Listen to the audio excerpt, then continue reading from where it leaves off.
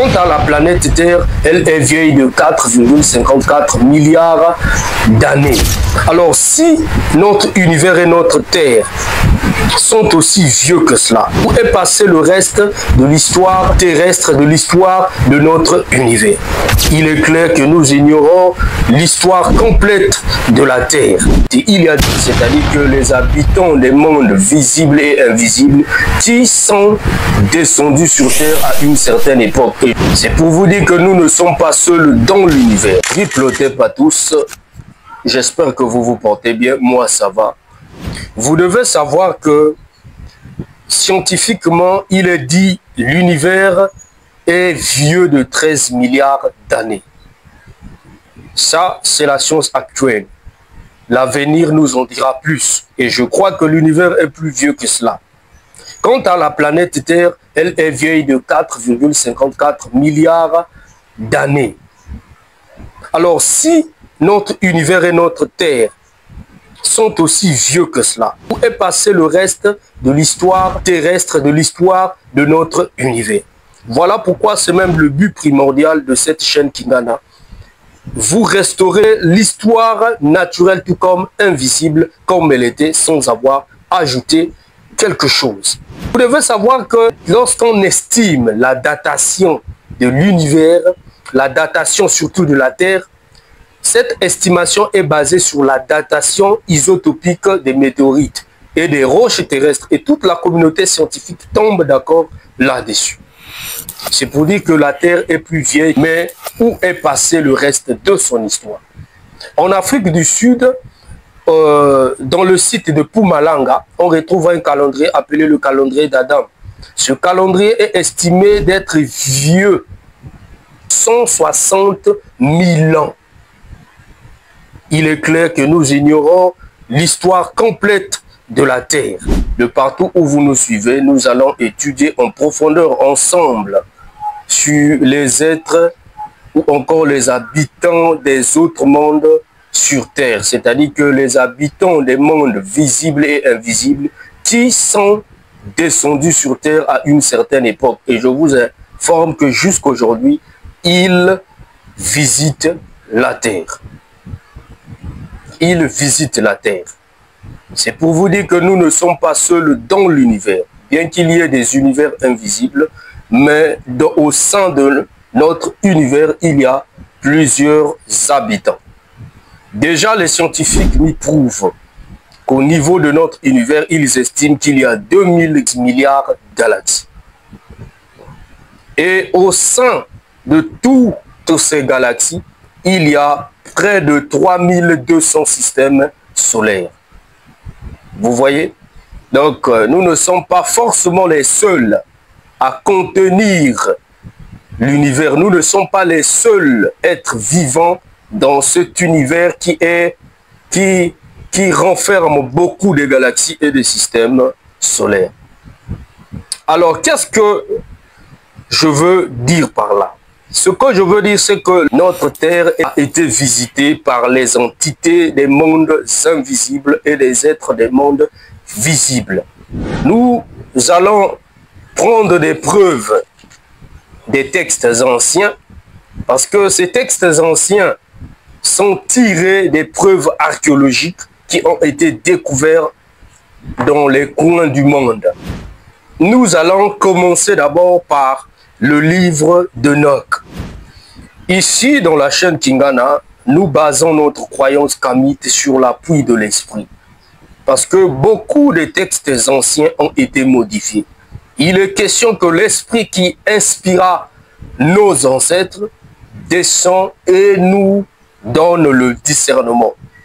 De pouvoir écarter le mal et de pouvoir donner le bien. C'est pourquoi vous allez voir qu'ici, sur cette chaîne, nous comptons et nous enseignons le mystique. Pourquoi? Pour garder tout un chacun éveillé et pour ramener le contact que le kamite a perdu avec le Créateur. Beaucoup de textes que nous lisons sont des textes modifiés, sont des textes falsifiés. Mais je vois beaucoup de kamites qui affirment avoir reçu des textes anciens Tout texte ancien ne signifie pas que c'est une vérité. Le mensonge n'a pas vu le jour aujourd'hui. Voilà pourquoi nous nous appuyons sur l'esprit pour vous expliquer pas mal de choses. Alors nous allons souligner un texte qui n'est pas le moindre, le texte d'Enoch qu'on a vérifié spirituellement. Ce texte a été écarté dans le concile de Laodicée en 363. Ils ont même détruit ce texte. Comme le Créateur ne manque pas de témoins, ce texte a été retrouvé en entier en Éthiopie à la fin du XVIIIe siècle. Et c'est ce texte appelé le livre des songes et des visions d'Enoch que nous allons souligner pour soutenir notre pensée sur provenant des autres mondes qui ont visité la terre. Alors sans plus tarder, nous allons vous prendre ce passage d'Enoch. Alors nous lirons le livre d'Enoch au chapitre 7 à partir du premier verset. Si nous l'appelons Enoch, c'est pour vous donner la facilité de comprendre de qui il s'agit. Pour ceux qui ont lu la Bible, bien sûr. Un jour, je vous ferai une vidéo spéciale sur le personnage Enoch, son histoire et les œuvres qu'il a bâties. Le premier verset du chapitre 7. Il arriva que lorsque les humains se furent multipliés dans ces jours, il arriva que des filles leur naquirent élégantes et belles. Ce passage a été reproduit dans la Bible, dans le livre de la Genèse, à partir du chapitre 6. Et lorsque les veilleurs, les enfants des cieux, ce passage précise qu'ils n'étaient pas les enfants de la terre. Les enfants des cieux les eurent vus, ils en devinrent amoureux, et ils se dirent les uns aux autres, choisissons-nous des femmes de la race des hommes et ayant des enfants avec elles. Quand vous lirez ce livre, vous verrez que à l'intérieur, avant d'aller s'accoupler avec des humaines, leur chef leur a dit, nous risquons d'oublier notre mission. Il est clair que ces êtres provenaient d'un autre monde. Et vous devez savoir, les veilleurs sont une catégorie d'entités spirituelles ou d'entités divines, comme les anges, comme les chérubins et les séraphins. Et les veilleurs sont plus anciens que toutes ces catégories. Les veilleurs ont la connaissance sur le ciel, l'univers. Quand je parle du ciel, c'est-à-dire des dimensions invisibles et des dimensions visibles. Voilà pourquoi, dans ce passage, il est dit, ce sont eux qui enseignèrent aux humains de la terre la sorcellerie, les sortilèges, les tours, les contours, l'astronomie, l'astrologie, les mouvements des étoiles et de la terre. Il est clair qu'ils avaient de la connaissance, mais ils provenaient d'ailleurs. Quand vous lirez ce qu'ils ont enseigné et leur nom, ça dit tout. Alors, ce passage, encore une fois, confirme qu'à une certaine époque, la terre a été visitée par des étrangers qui provenaient d'ailleurs. Et cette histoire se passe, il y a de cela plus de 250 000 ans. Oui, si la terre est vieille de plusieurs millions d'années, à combien plus forte raison à combien plus forte raison cette histoire. Et cette histoire se passe avant la dislocation de la race humaine. Alors je veux vous lire un texte intitulé « Le livre perdu du Dieu Enki ». Ce texte est vrai. Ce texte a été retrouvé dans les tablettes d'argile appartenant à une civilisation riche qui est la civilisation des Sumériens. Certains d'entre vous me diront, un tel avait dit que les Sumériens n'ont pas existé, c'est une fausseté. Parce que des preuves archéologiques, des artefacts prouvent que cette civilisation a bel et bien existé. Alors des fouilles archéologiques ont révélé des cités comme Uru, Lagash, Uruk, attestant et approuvant l'existence des Sumériens. Donc ils ont bel et bien existé. Parce qu'il y a des preuves archéologiques et des artefacts qui prouvent leur existence. Toutes ces choses ont été retrouvées au sud de l'ancienne Mésopotamie qui est l'actuel Irak. Vous devez savoir que les Sumériens étaient un peuple qui vivait au sud de la Mésopotamie, mais ils ont également vécu en Afrique. J'aurai des vidéos spéciales où je vous parlerai sur les civilisations du monde. Parce que nous ne pouvons pas restaurer l'histoire sans comprendre l'histoire de tous les peuples Dans ce livre intitulé Zécharia, le livre perdu du Dieu Enki, il est dit ceci à la page 22. Avant les temps premiers fut le commencement. Après les temps premiers furent les temps anciens. On saute, nous descendons plus loin, un peu plus loin. Dans les temps premiers, les dieux demeuraient sur Nibiru. Nibiru, c'est une autre planète et ils vont l'expliquer. Leur propre planète. Nous sommes d'accord que nous ne sommes pas seuls dans l'univers. Nibiru est une grande planète qui rayonne d'un éclat rouge. Donc c'est une planète rouge. Elle décrit une ellipse autour du Soleil. Ce passage prouve simplement qu'au-delà de la Terre, il y a d'autres planètes qui sont habitées. Il y a d'autres systèmes qui sont habités. Je vais descendre encore un peu plus loin à la page 30. On dit ceci. Je vais maintenant vous raconter le règne d'Alalou et son départ pour la terre. Ce passage du Dieu Enki qui s'exprime ici, il parle de Alalou qui quitte sa planète Nibiru pour descendre où? Pour descendre sur terre. Et quand vous lirez ce livre, vous verrez que ce livre explique comment ils sont arrivés sur terre. À en croire ce passage, ce livre semble être plus vieux que le livre d'Enoch. Oui. L'écrivain de ce passage estime, ça c'est lui, l'écrivain de ce passage estime que cette histoire s'est passée il y a de cela plus de 445 000 ans d'années. C'est une réalité. Dans beaucoup de textes égyptiens que l'homme blanc a appelés à insulter comme étant des mythologies, ce ne sont pas des mythologies, ce sont des prophéties et des réalités. Dans beaucoup de textes égyptiens, vous allez lire ceci, qu'avant que les humains vivent, naissent sur terre, il y a eu des dieux. Ce sont eux qui ont dit que c'était des dieux. Donc il y a eu des êtres qui n'étaient pas issus de la race humaine, qui vivaient d'abord sur terre.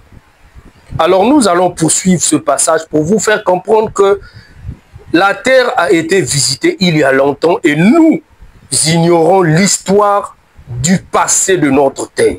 Alors donc elle a été visitée par les habitants de la planète Niburi, donc qu'on a appelé par des Anunnaki, qui sont venus s'installer sur terre. Et ce texte confirme que la terre a été visitée des milliers de fois. Il y a eu d'autres civilisations qui ont existé même avant nous. C'est ce que prouve ce passage.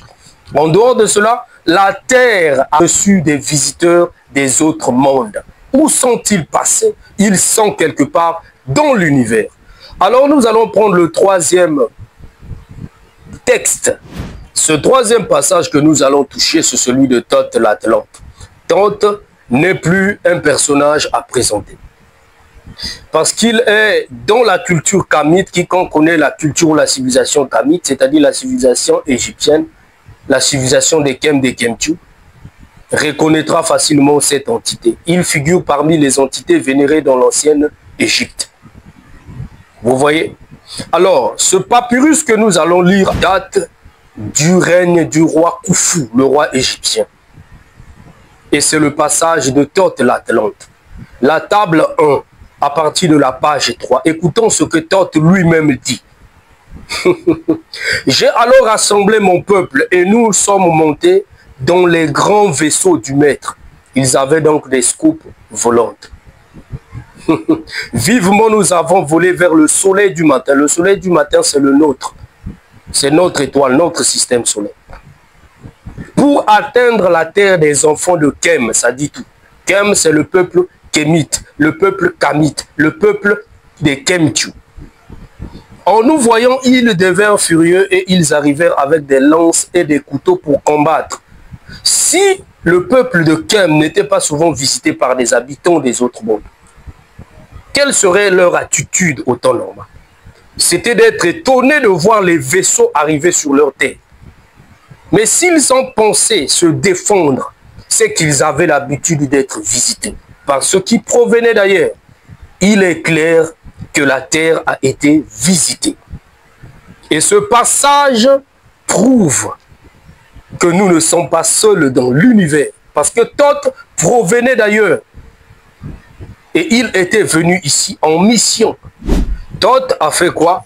Il a restauré le mystère des chambres fermées, mais aussi a enseigné au Kemtu l'alliance entre les 7 suzerains.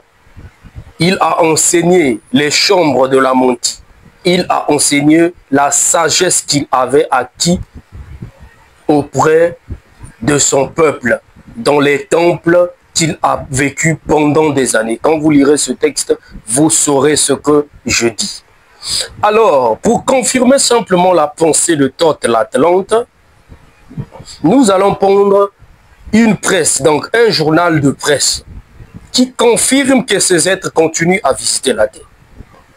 C'est un journal de la presse française qui date de 1954, qui parle particulièrement sur l'Afrique, que le ciel de l'Afrique centrale était hanté des scoups volantes. C'est un journal, je pense que c'est même publié sur Internet, vous pouvez facilement le retrouver. Écoutons ce qui est écrit dans ce journal. À Brazzaville, ça, donnons la date, je vais chercher cette date-là. La date est juste ici.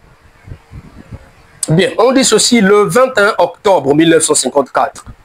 À Brazzaville, les scoups volantes, ça, ce sont les témoins qui rapportent. Thoth a dit quoi? Qu'il est rentré dans des vaisseaux pour visiter la Terre. Alors, lisons ce journal. À Brazzaville, les scoups volantes, si l'on croit les récits des témoins oculaires, ont hanté, donc les scoups volantes ont hanté particulièrement le ciel de l'Afrique équatoriale.